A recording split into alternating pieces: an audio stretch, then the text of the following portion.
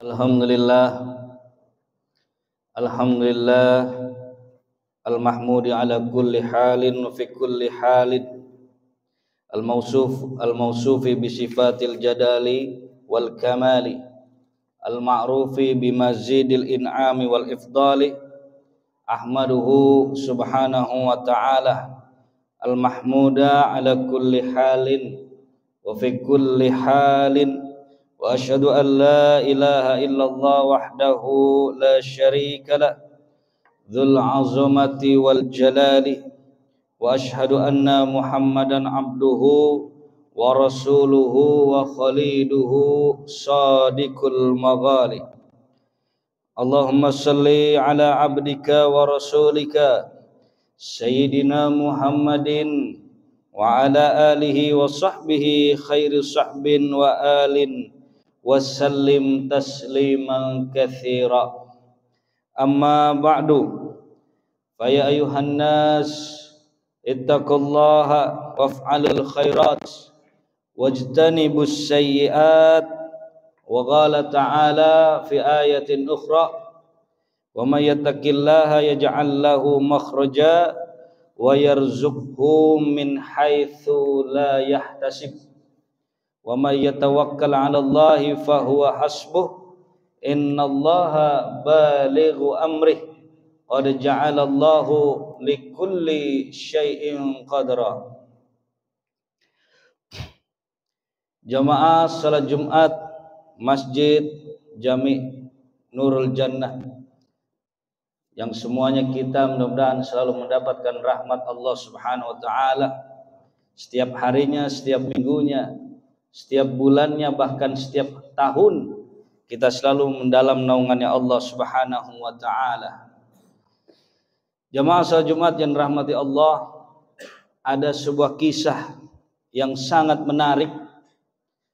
Kisah ini bisa menjadi bahan renungan untuk kita semua. Kita tahu di zaman Nabi Musa usianya panjang-panjang. Tidak ada yang pendek seperti kita, ratusan tahun bahkan ribuan tahun. Sebagian dari umatnya Nabi Musa ada yang mengisi dengan ibadah kepada Allah Subhanahu wa taala, ada yang mengisi kehidupannya dengan kemaksiatan kepada Allah Subhanahu wa taala. Suatu ketika Nabi Musa ingin keluar dari rumahnya melihat umatnya. Ada umat Nabi Musa yang usianya sampai dengan 350 tahun hidupnya. Dia ahli ibadah. Tidak pernah dalam kehidupannya ada maksiat sedikit pun dilakukan. Secara logika kita, hamba tersebut pasti masuk surganya Allah Subhanahu wa taala. Kita bisa bayangkan Pak, 350 tahun ibadah, tidak pernah berhenti, tidak pernah bermaksiat. Subhanallah. Mungkin dari kita usia sampai 60 tahun saja, saya yakin 30 tahun kita banyak maksiatnya. Tapi 350 tahun ini sama sekali tidak bermaksiat kepada Allah. Dan akhirnya umat Nabi Musa tersebut bertanya kepada Nabi Musa, "Wahai Nabi Allah, engkau diberikan mukjizat sebagai kalimullah yang bisa berbicara langsung kepada Allah. Coba tanyakan ke Allah, saya udah ibadah 350 tahun ini, apakah saya nanti bisa masuk ke surganya Allah Subhanahu wa taala?" Akhirnya Nabi Musa senang. Ada umatnya bertanya yang sedemikian. Ada umatnya yang rajin ibadah dan ingin tahu apa balasan dari ibadah dia. Surgakah atau nerakakah yang akan dia peroleh? Ketika Nabi Musa bertanya kepada Allah Subhanahu wa taala, Allah menjawab, "Wahai Musa, Katakan kepada umatmu itu bahwa dia yang beribadah selama 350 tahun, dia akan aku tempatkan di nerakaku yang paling dasar. Berarti paling dasarnya neraka, Pak. Dikisahkan dalam suatu hadis bahwa ada batu yang dilempar ke dalam neraka. Itu batu baru sampai udah 70 tahun dilempar, itu belum sampai ke dasarnya. Batu dilempar ke dasar neraka 70 tahun itu belum sampai batu itu ke dasarnya, Pak. Akhirnya umat Nabi Musa ini kaget, sedih, gundah dia, merasa bersalah.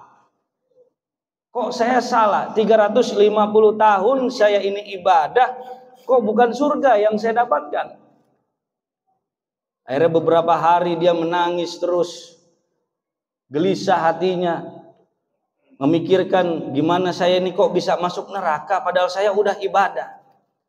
Akhirnya dia memikirkan gimana teman-teman saya yang lain yang usianya baru 100 tahun, yang usianya baru 200 tahun, usianya baru 300 tahun, apakah mereka juga nanti masuk neraka seperti saya? Yang saya juga tahu ibadahnya mereka tidak seberapa dengan saya. Umat Nabi Musa tersebut memikirkan hal itu. Akhirnya dia menyadari, dia minta lagi ke Nabi Musa, minta doa. Wahai Nabi Musa, katakan kepada Allah, saya ikhlas dimasukkan ke nerakanya Allah, tapi dengan satu syarat. Apa syarat tersebut? Saya minta besarkan tubuh saya sebesar neraka, sehingga pintu-pintu neraka tersebut tertutup dengan tubuh saya ini. Jadi gak ada lagi orang yang ibadah sudah ribuan tahun itu masuk ke nerakanya Allah. Cukup saya yang masuk ke nerakanya Allah, kata umatnya Nabi Musa. Akhirnya Nabi Musa memohonkan permohonan umatnya tersebut ke Allah Subhanahu wa taala. Ya Allah, dia minta badannya dibesarkan sebesar neraka sehingga pintu-pintu di neraka tersebut itu tidak bisa lagi dimasuki oleh manusia yang lain kecuali dia. Seketika itu keputusan Allah berubah untuk umat Nabi Musa yang itu, Pak. Allah mengatakan kepada Nabi Musa, wahai Musa, katakan kepada hambaku yang itu bahwa dia akan menempatkan surga yang akan Allah sediakan. Jamaah salat Jumat yang dirahmati Allah Subhanahu wa taala. Kok bisa langsung drastis berubah seperti itu keputusan Allah Subhanahu wa taala untuk hambanya tersebut? Apa hikmah yang bisa kita ambil dari kisah ini? Ternyata kita ibadah sebanyak-banyaknya dan selama-lamanya itu tidak menjamin kita masuk surganya Allah Subhanahu wa taala. Kenapa? Karena kita beribadah hanya untuk diri kita sendiri. Kita sholat 5 waktu, kita puasa Senin Kemis, puasa Daud, puasa Ramadan, sholat sunnah, zikirnya ribuan, bahkan puluhan ribu. Tapi untuk dirinya sendiri, dia nggak pernah mengajak kepada orang lain untuk ibadah. Itu Pak masih kalah dengan kita yang selalu menasihati teman kita supaya dia mau sholat, supaya dia mau puasa, supaya dia mau mengaji, supaya dia tidak meninggalkan sholat Jumat. Ini masih lebih baik daripada kita beribadah kepada Allah dengan sebanyak-banyaknya, tapi ternyata itu malah menjebloskan kita ke nerakanya Allah Subhanahu wa taala. Oleh karenanya jamaah salat Jumat yang dirahmati Allah Subhanahu wa taala, Islam ini tidak mengajarkan kepentingan pribadi. Nabi Muhammad kalau beliau mau masuk surga gampang. Beliau sudah dijamin oleh Allah Subhanahu wa taala bahwasanya dosanya sudah diampuni, baik yang telah lalu maupun yang akan datang. Tapi beliau masih memikirkan kita, Pak, umatnya, supaya jangan sampai menjebloskan di dalam api nerakanya Allah Subhanahu wa taala. Bahkan nanti diceritakan dalam suatu hadis, ketika nanti kita dikumpulkan di padang mahsyar, Rasulullah itu sudah dimasukkan duluan ke surga Firdaus. Begitu masuk surga Firdaus, surga yang kedudukannya sudah tertinggi di antara surga yang lain, Rasulullah nggak senang dirinya masuk surga Firdaus. Tetap nanya, di mana umatku ya Allah? Umatmu di sana Muhammad sedang kehausan di padang mahsyar. Izinkan ya Allah umat saya untuk minum, mereka kehausan. Diizinkan oleh Allah, Pak. Kelas Nabi Muhammad yang ibadahnya sudah luar biasa, surga sudah jaminan, masih memikirkan kita supaya kita jangan sampai masuk ke nerakanya Allah. Tapi kita, Pak, yang ibadahnya masih tanggung, ibadahnya masih setengah-setengah. Kadang kita tidak memikirkan teman kita yang belum sholat, kita belum mengajak kawan saudara kita yang tidak mau puasa, tidak mau ngaji. Ini sebenarnya PR untuk kita semua. Kita bisa lihat kisah dari umat Nabi Musa, 350 tahun beribadah, ternyata tidak surga hasilnya, malah justru akan Allah jebloskan ke neraka yang paling dasar. Kenapa? Karena kita ibadah masih memikirkan sendiri. Kadang kita punya prinsip, biarin dia yang maksiat asal kita jangan. Tidak seperti itu hakikatnya kita dalam beribadah, karena hakikatnya kita mengajak, bukan memerintahkan. Kita ajak saudara kita, kawan kita, teman-teman kita yang lain, yang mereka belum respon dengan ibadah, belum respon dengan sholat, belum ngeh dengan mengaji. Kita ajak mereka, Pak, supaya mereka mau sholat seperti kita, mereka mau ngaji, mereka mau puasa Ramadan, mereka mau ibadah kepada Allah Subhanahu wa taala. Itu justru yang akan menyelamatkan kita dari nerakanya Allah Subhanahu wa taala. Dan dari sini bisa kita pelajari bahwa Allah ingin melihat amal kita bukan yang terbanyak, tapi liyabluwakum ayyukum ahsanu amala.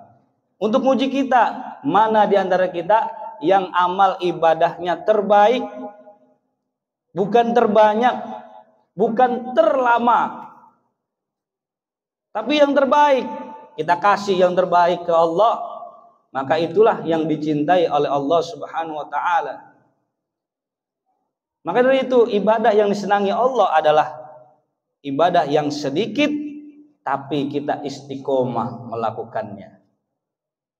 Kadang sering kali, Pak, kita berzikir sampai puluhan ribu, sampai tidak tertidur. Tapi zikir yang setiap habis sholat, subhanallah yang 33, alhamdulillah yang 33, Allahu Akbar yang 33, seringkali kita tinggalkan. Dan ini sudah terbukti di antara kita setelah sholat bukan baca Allahumma antas salam, tapi yang kita baca langsung Allahumma lantas jalan. Nah, maka dari itu kisah ini kita jadikan pelajaran untuk kita, bahwa janganlah kita ibadah fokus dengan diri kita sendiri. Ajak saudara kita, kawan kita, teman kita, sahabat kita yang mereka memang belum ada respon untuk beribadah kepada Allah Subhanahu wa taala. Karena dengan mengajak itulah akan kita mendapatkan pahala dari orang yang mengamalkan apa yang kita ajak tadi. Dan kesimpulan yang terakhir dari kisah ini adalah jangan pernah sesekali kita membanggakan amal kita di hadapan Allah Subhanahu wa taala. Karena boleh jadi, Pak, kita merasa sudah hebat ibadahnya, bukan surga yang kita dapat, tapi justru neraka tadi.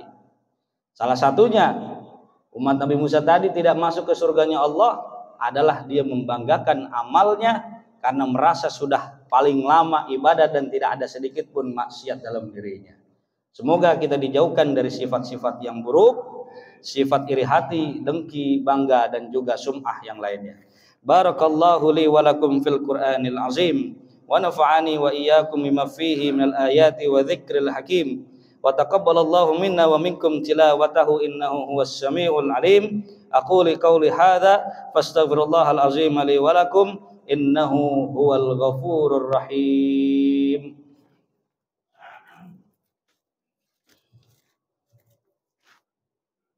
Allahumma shalli ala sayyidina Muhammad wa ala ali sayyidina Muhammad.